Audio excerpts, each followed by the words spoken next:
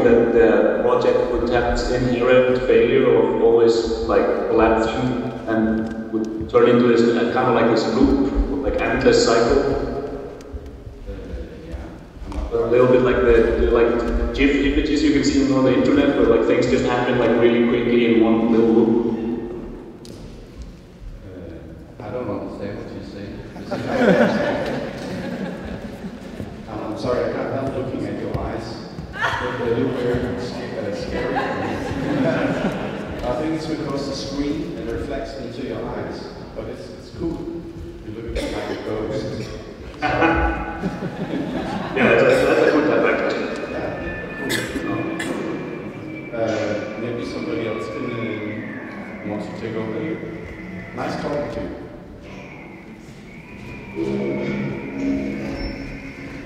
What noises is that? Come again? Okay. Páll, you talked about the idea about doing remote control performance. Could you elaborate a bit about that? Yes. So this is something I have wanted to do for a while, and I seized the opportunity given in this context, get the Jens to do this performance for me, and I find it interesting in several ways. But one of them is definitely the fact that my performances have always been about the performer, like a personal experience of the performer performing like this meditative, repetitive kind of small gestures. So one of the things I find really interesting is how the whole experience will like affect like Jens in the end, and like what he will take out from it. Another thing that I find interesting is that dealing with like this gestural performances, is that anybody can perform them really easily, and that removes me a little bit from the picture. It's like the 70s like Fluxus performances. It's just like a simple recipe, and then people can basically do it in their houses or homes. Which kind of like makes it again about the experience of performing like an idiosyncratic act. Is that your device doing that? Did you guys hear it?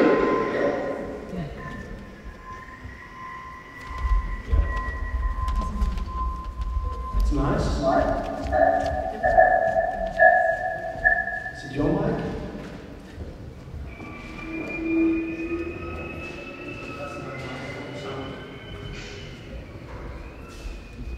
That make any sense?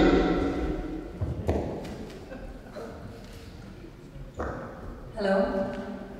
Hello. Hi. I'm wondering about how you see your own role in this, because we are here in a room watching the screen, whilst there's the performance actually going on in another room. So basically, those actions are at this point in our imagination. What we're watching is you. So in one way you are becoming the performer. To me, how do you see your own role on the screen and the relationship with us? Yeah, that's an interesting question. I've been thinking a lot about that actually. And because I feel like this performance is not about me at all in that sense, and I find it kind of interesting to be talking about it without having ever like seen it or experienced it. Then it kind of like transforms the whole performance into like this pure idea. Like it doesn't really have like a physical presence. So I kind of like feel like this like I don't know, idiosyncratic philosopher, and I'm talking about how my idea or theory affected something that I've never witnessed personally. So I can only like theorize about it. And I can only approach it in language, and that's like my relationship with you guys. Thanks.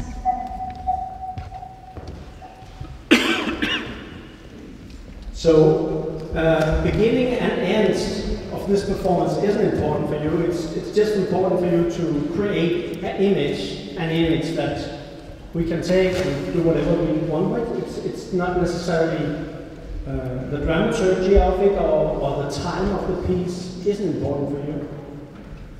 No, yeah, no, not really. It's the image of like. We didn't get that. The connection was kind of lost. Could you repeat?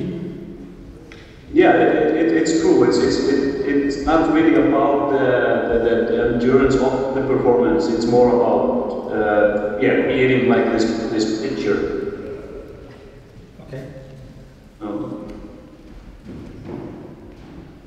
Good. Anybody else have any comments or questions?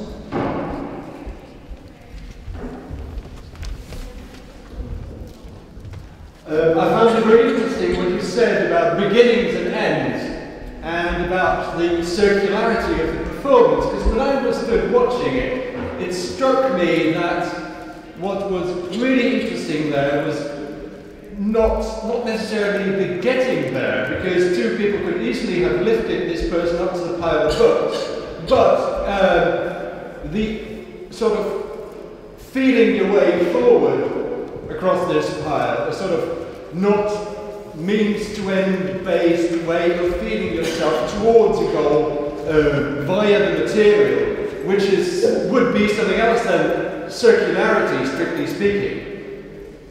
Yeah. For me, that is also like quite important. I like see the metaphorical sense of the performance in the rearranging of the books, which represents re-articulation of language and ideas. So every time it like fails, you have to rearrange the books to re-articulate, try to get closer to your goal. So it's a lot about like this intimate relationship between the performer and this material. Brilliant, thanks. Anyone else?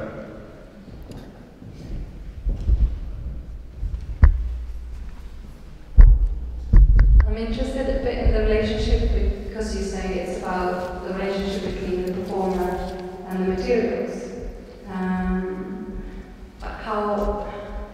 How does that information transfer to you? As a viewer? Because you're not here seeing it. So how does that information transfer to you? Yeah, I can only imagine. Exactly. Yeah, I got this. So I got the initial drawing in my head, and then I have to kind of like articulate it for me, like how it's working, and imagine that the tropes of language, the books, and the performer are kind of like in a dialogue. But yeah, I totally can't quite grasp it. Somehow I'm quite tempted going in there and document it for you. Well, You went to this speech, now he's moving books and now he's here. No. That would be really kind. Would be a way of continuing that transfer, at least. Yeah. This is really layered. It has like endless layer, and the Skype and the internet and the screen and my iPad and everything. It's all like those little stages where this idea is being transmitted through. Pauli, we will send you a copy of the performance so you can watch it later. But for now, we will cut off the connection. So people still have a chance to see the performance out there. In 10 minutes or something, we will continue in here with Søren Banner. But for now, we will say goodbye to you. All right. Take care in LA.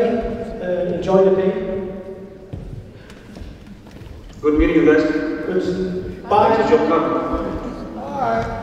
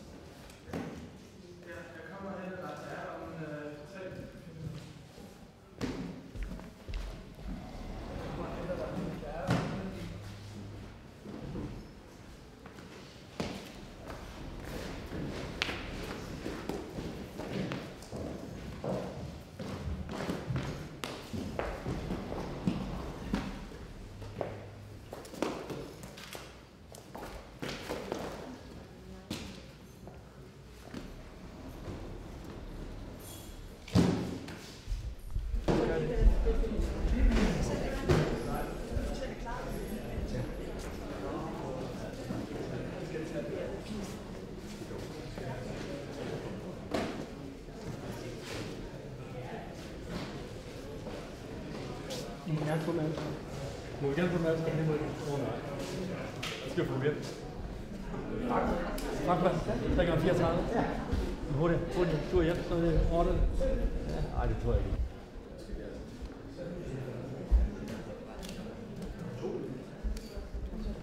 Kom nu, Jens.